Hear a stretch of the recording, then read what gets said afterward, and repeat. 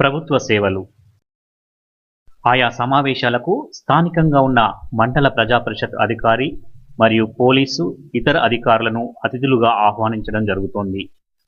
ఆ విధంగా ఆహ్వానించిన వారితో గ్రామ సమస్యలను వారికి తెలియజేస్తూ దీనివల్ల ప్రభుత్వం చేపడుతున్నటువంటి పనులు ఏ మేరకు కొనసాగుతున్నాయో అధికారులతో పాటుగా స్థానిక యువకులకు పూర్తిగా అవగాహన కల్పించడంలో దోహదపడుతోంది మాస్ న్యూస్.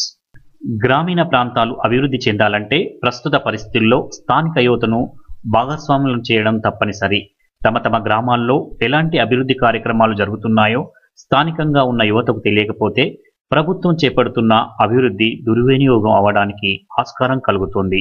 కాబట్టి గ్రామీణ యువత తప్పకుండా తమ గ్రామాలలో అభివృద్ధికి కలిసికట్టుగా ఏర్పడి తమ గ్రామ సమస్యలను అధికారుల దృష్టికి గౌరవప్రదంగా తీసుకుపోగలిగితే ఆయా అధికారులు తప్పకుండా సమస్య పరిష్కారానికి కృషి చేస్తారనడానికి మా కమ్యూనిటీ సభ్యులు చేసిన ప్రయత్నాలే నిదర్శనం.